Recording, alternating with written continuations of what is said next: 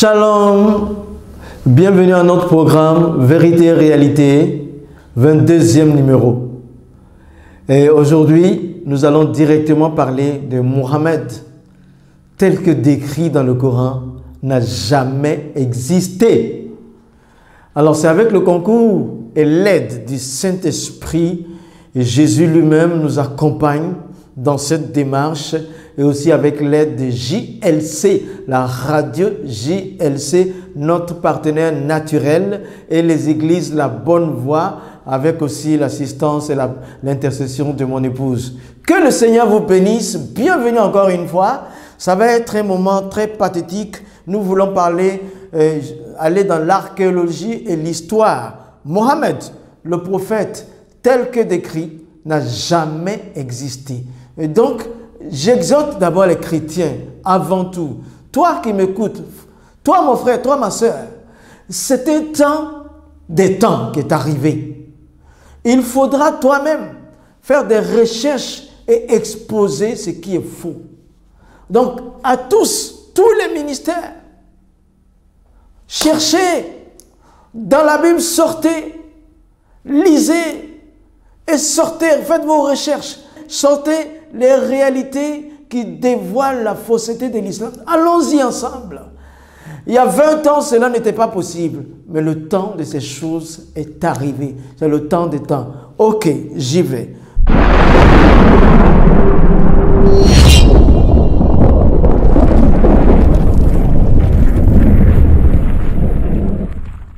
Bon, voilà. Le prophète de l'islam, tel que décrit dans le Coran, n'a jamais existé.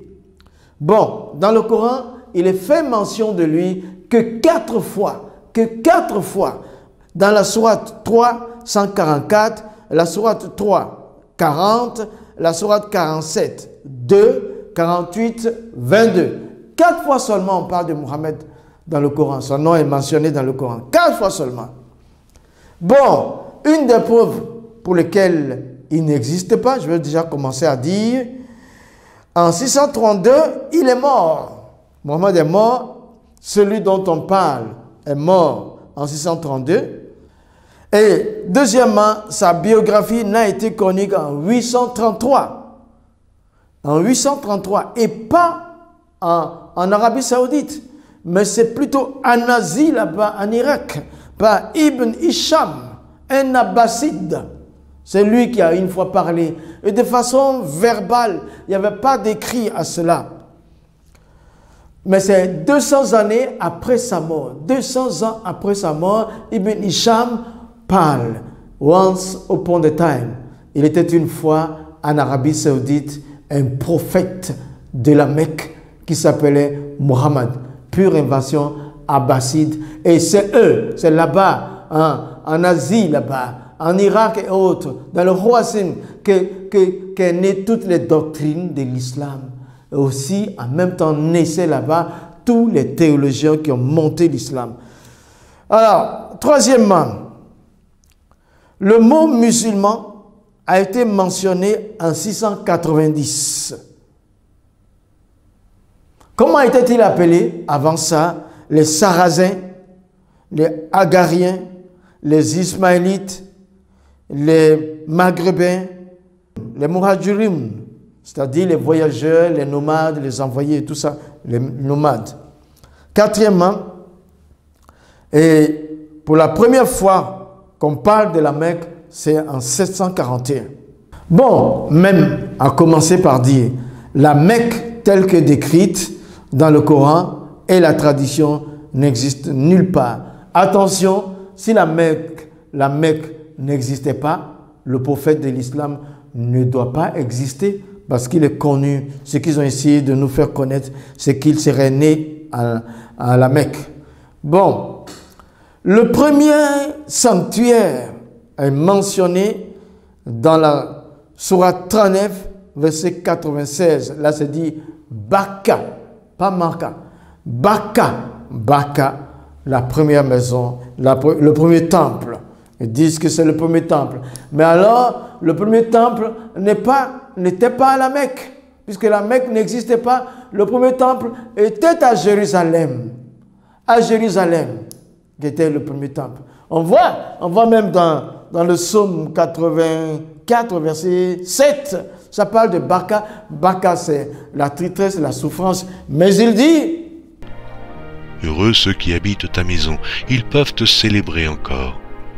Heureux ceux qui placent en toi leur appui, ils trouvent dans leur cœur des chemins tout tracés. Lorsqu'ils traversent la vallée de Baka, ils la transforment en un lieu plein de sources, et la pluie la couvre aussi de bénédictions. Baka est prononcé dans les psaumes aussi. Voilà, mais c'est pas le premier temple n'était pas en Arabie Saoudite, n'a jamais été en Arabie Saoudite, c'est plutôt à Jérusalem, le temple de Salomon. Alors la Mecque, telle que décrite dans le Coran et la tradition, ça n'a pas existé, mais voici les thèmes qu'ils emploient. Ils emploient premièrement la mère de la cité. La mère de la cité. Sourate 6, 92. Ensuite, là où Abraham a vécu, 21e sourate, 51. Par la suite, c'est l'endroit où Adam et Ève ont été jetés. 7e sourate, verset 24. Cinquièmement, c'est là où Mohammed est né, en 622. Sixièmement, c'est le Qibla, la direction. Deuxième sourate, 149 à 150. C'est là où il faut se tourner pour faire la prière. Bon, la remarque que nous faisons, ces endroits sont importants, très très importants. Malgré cela, le mot Makka n'est mentionné qu'une seule fois, dans la 48e sourate, verset 24. C'est dommage. Et il y a un mélange entre Baka et Makka. Baka, il y a juste le M qu'il faut mettre à la place de Baka. Mais pourquoi a-t-on mis Makka quand il faut le mettre? Et pourquoi ils n'ont pas mis Baka quand il faut le mettre?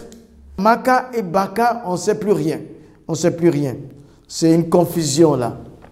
La Mecque, telle que décrite dans la tradition, la voici. C'est la place du prophète. La vallée des vallées.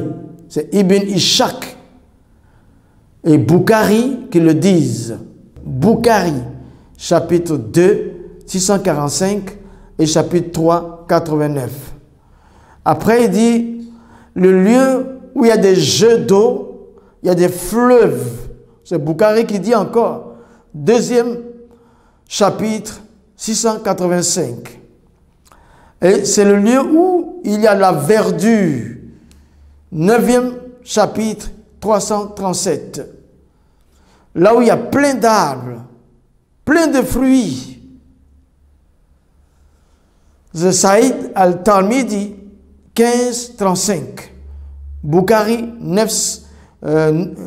chapitre 9, 337. Et encore Boukhari, chapitre 4, 281. Où il y a des oliviers, tout ça. Des montagnes autour de la Kaaba. Ibn Ishaq al-Boukhari, chapitre 2, 645. Voilà, la tradition donne une vue paradisiaque de la Mecque, où il y a des fleuves, où il y a de la verdure, où il y a même des oliviers. C'est Boukhari, le respectable Boukhari qui parle ainsi. Et c'est eux-mêmes qui ont inventé l'islam, qui donnent une telle vision de la Mecque. C'est pas croyable. Et qu'il y ait même des oliviers, qu'il y ait des fleuves, qu'il y ait de la verdure, on va dire même des gazons. Non, la Mecque décrite par Ibn Ishaq, notre Dieu, la Mecque décrite par les Abbassides, qui sont tous nés dans le Khorasan là-bas pour monter l'islam graduellement, la vie du prophète de l'islam graduellement. Mais nous allons voir La Mecque n'est pas dans une vallée. La Mecque n'est pas dans des verdures. La Mecque n'est pas là où il y a les fleuves. Ce n'est pas possible. Alors, qu'est-ce qu'on fait? Moi, je prends des recherches archéologiques pour vous montrer. Il y a le docteur Tom Holland, dans son ouvrage « In the Shadow of the Sword », à l'ombre de l'épée ou du sabre. Et puis Dominion, Islam, The Untold Story, l'histoire cachée de l'islam. Voilà, Tom Holland, il est encore vivant, vous pouvez le trouver sur Internet. Et il a cherché cette Mecque décrite par les Abbassides, il n'a pas trouvé. Après, c'est Dan Gibson. Dan Gibson, lui, il dit The Sacred City, la cité sacrée. Et puis, coranique, géographie. Géographie coranique. Et puis, de El Qibla, la Qibla, la première Qibla. Tout ça, Dan Gibson a cherché la Qibla et a cherché la fameuse ville de la Mecque. Il n'a pas trouvé. Dr. Krohn, qui, elle, parlait 15 langues, n'a également pas trouvé trace. Tu vois, l'archéologie aurait pu montrer dans le sous-sol la vie qui habitait la région. Mais il n'y a rien eu. Il n'y a même pas eu un squelette d'homme, ni une statue. Mais par contre, à Petra, ils ont trouvé des temples, des statues, des squelettes. Mais quand on cherche la Mecque, à l'endroit indiqué, selon ce qu'on a vu dans le Coran et dans les hadiths, dans la tradition, c'est introuvable. Ça n'existe pas. Si c'est introuvable, c'est parce que ça n'existait pas. Si la Mecque n'existait pas, le prophète de l'islam aussi n'a jamais existé parce que c'est là qu'il est connu être né. Par la suite, le Coran qui mentionne une seule fois la Mecque et 4 fois seulement le nom du prophète de l'islam et 93 fois le nom de Jésus, le Coran lui-même n'a pas de localisation géographique. Très peu de localisation géographique. Très peu.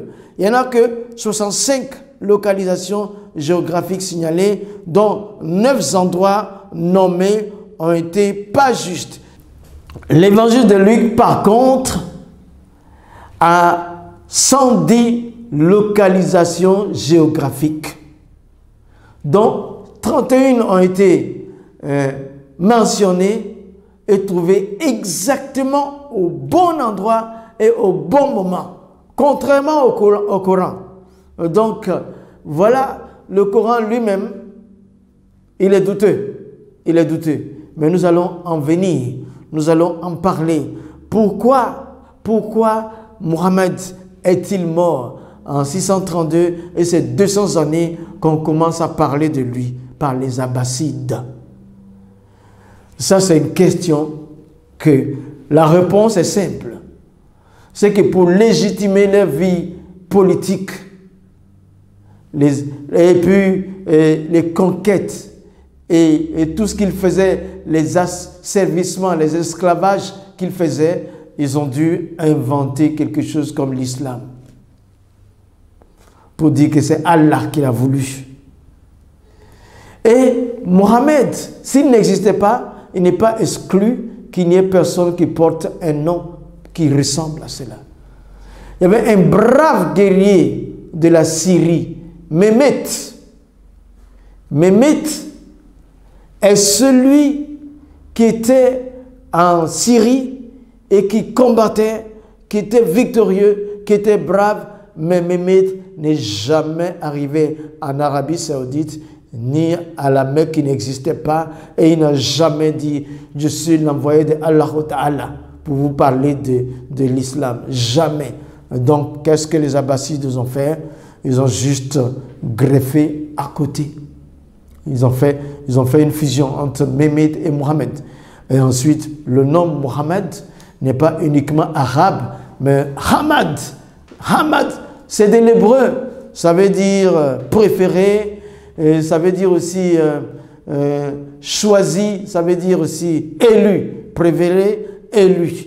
Donc, les chrétiens nestoriens qui étaient là-bas utilisaient déjà Hamad pour parler de Jésus. Que Dieu vous bénisse. Et on va voir le 23e numéro, on va continuer dessus. J'exhorte encore tous les amis musulmans de quitter l'islam. Parce qu'il n'y a pas de source archéologique, il n'y a pas de source divine, il n'y a pas de réalité salutaire, il n'y a pas de salvation, il n'y a pas de rachat d'âme. Sortez de l'islam et venez à Christ. Vous les frères en Christ, c'est le moment de découvrir et d'annoncer Jésus-Christ. Merci et shalom.